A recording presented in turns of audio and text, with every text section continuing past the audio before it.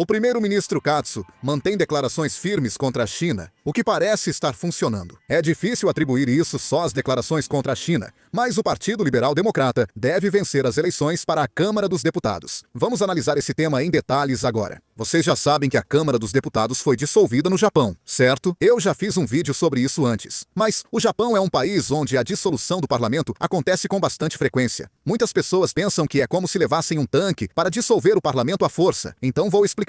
No Japão, o primeiro-ministro tem o poder de dissolver o parlamento. Espero que não ocorram mais esses mal-entendidos. O primeiro-ministro Katsu afirmou que, se sob a hipótese de uma invasão chinesa a Taiwan, os militares americanos fossem diretamente atacados e o Japão não tomasse nenhuma atitude e recuasse, naquele momento, a própria aliança Japão-Estados Unidos inevitavelmente entraria em colapso. O ponto central dessa declaração não é tanto a defesa de Taiwan em si, mas sim a questão de saber se a base da segurança japonesa, que é a aliança Japão-Estados Unidos, pode ser mantida mesmo em uma situação de guerra real. Se o Japão só aproveitar a aliança, baseada no sacrifício dos soldados americanos, e evitar responsabilidades em um momento crucial, estará publicamente perguntando: como os Estados Unidos enxergariam o Japão? Enquanto ajusta a relação com os Estados Unidos, também enviou uma mensagem realista sobre possível intervenção militar em Taiwan, destacando que essa declaração não é isolada. O primeiro-ministro Kaseo afirmou em novembro de 2025 que se a China invadisse Taiwan, o Japão poderia intervir militarmente. Agora, ele tornou essa possibilidade ainda mais concreta. Ele argumentou que, caso a China invada Taiwan e as forças de autodefesa do Japão entrem junto com os americanos para proteger e evacuar civis, e nesse cenário as forças americanas sejam atacadas pelo exército chinês, as forças de autodefesa teriam que atacar a China também. Essa explicação amplia a interpretação do direito à autodefesa coletiva e mostra até onde as forças de autodefesa podem usar a força e como o governo japonês vê o tema. Após essas declarações, a China reagiu fortemente. A China considerou as falas do primeiro-ministro Katsu como confirmação da intenção do Japão de intervir militarmente em Taiwan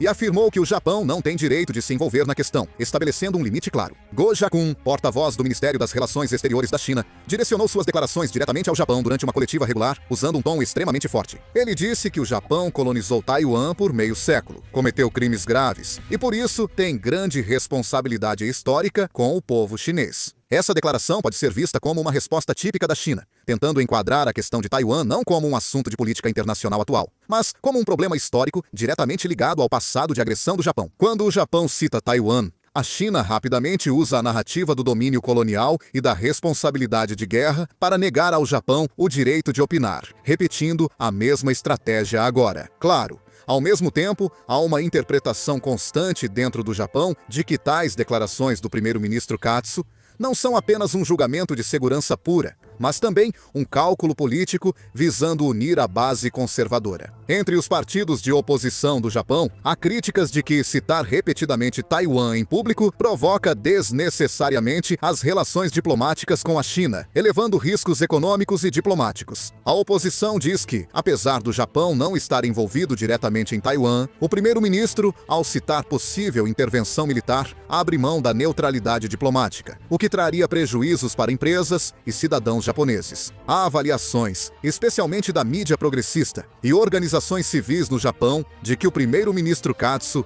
está abandonando a ambiguidade estratégica que o país mantinha nas relações com a China. Deixar em aberto qual posição o Japão tomaria em caso de emergência em Taiwan, sem traçar uma linha clara, vinha aumentando o poder de negociação diplomática do país. Afirmam que, ao revelar isso publicamente, o relacionamento com a China inevitavelmente se tornará mais tenso. Eles destacam que a China é grande parceira comercial do Japão e alertam que declarações diplomáticas ou de segurança podem gerar retaliações econômicas ou reduzir intercâmbios civis. No entanto, o ponto central desta situação é que, apesar dessas críticas e preocupações, elas não estão se tornando um grande obstáculo no cenário político atual. As declarações firmes do primeiro-ministro Katsu sobre a China são vistas pelo público conservador japonês como mensagem clara e consistente.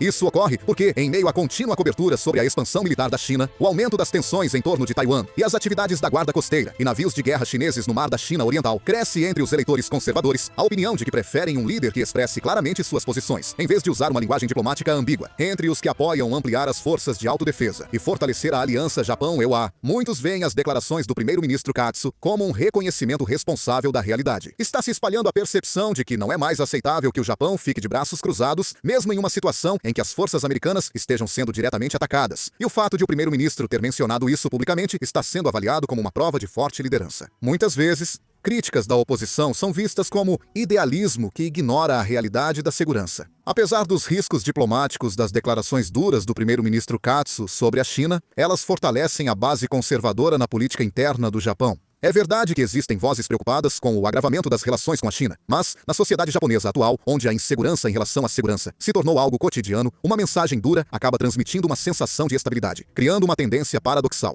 Isso pode ser visto refletido diretamente nas pesquisas de opinião e nas previsões eleitorais. Segundo pesquisa do jornal Yomiuri, entre 27 e 28 de janeiro, prevê-se garantir 233 dos 265 assentos maioria necessária. Atualmente, o Partido Liberal Democrata está em vantagem em cerca da metade dos 289 distritos eleitorais. E prevê-se que, no sistema de representação proporcional, o partido conquiste cerca de 70 cadeiras, número semelhante ao das eleições gerais de 2021, quando o Partido Liberal Democrata obteve a maioria sozinho. O jornal Yomiuri informou que o Partido Liberal Democrata e o aliado Nippon Ishin no CAI podem buscar os 261 assentos, garantindo maioria estável. O primeiro-ministro Katsu e o Partido Liberal Democrata buscam conquistar maioria de 233 dos 465 assentos na Câmara, junto ao aliado Nippon Ishin no CAI. A coalizão governista tem 233 dos 465 assentos, mas sem os 3 independentes pró-governo.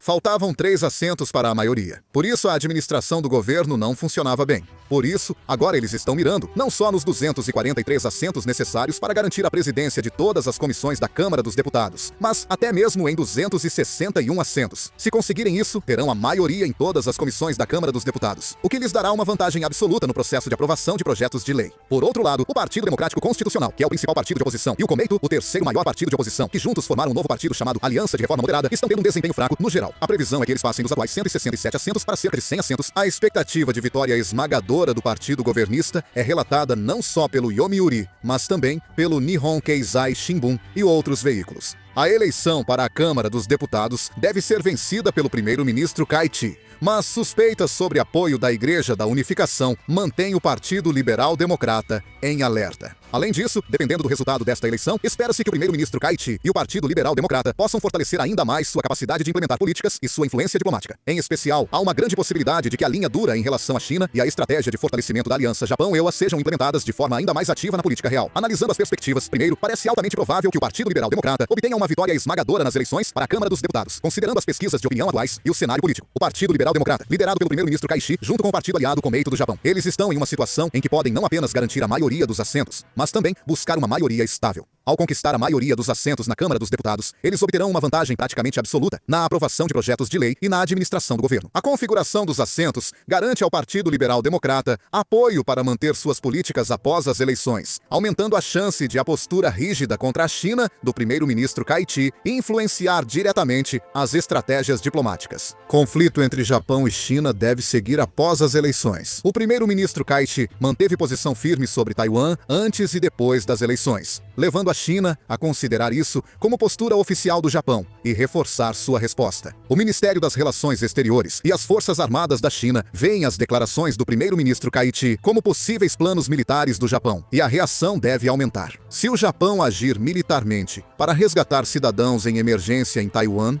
a China pode ver isso como ameaça estratégica e intensificar ações militares no Mar da China Oriental e no Estreito de Taiwan. Além disso, com a vitória esmagadora do Partido Liberal Democrata, se as forças conservadoras radicais do Japão aumentarem ainda mais sua influência no processo de tomada de decisões econômicas, as possibilidades de negociações diplomáticas com a China diminuirão e as tensões nos campos econômico e de segurança poderão se prolongar. Diante da preocupação pública no Japão com a expansão militar da China e a crise em Taiwan, o primeiro-ministro e o Partido Liberal Democrata devem continuar usando isso como estratégia de segurança. No final das contas, após as eleições importantes, espera-se que o Japão alcance a estabilidade política interna e a unificação dos conservadores, mas ao mesmo tempo continue enfrentando um cenário de conflitos e tensões persistentes com a China. Nesse contexto, o conflito entre Japão e China pode ir além de uma simples disputa diplomática e evoluir para um estágio que afeta de fato a tensão militar e a estrutura de segurança regional. A vitória do primeiro-ministro Karuchi e do Partido Liberal Democrata parece ser um fator que pode prolongar esse conflito. Enquanto o primeiro-ministro Karuchi faz declarações firmes contra a China,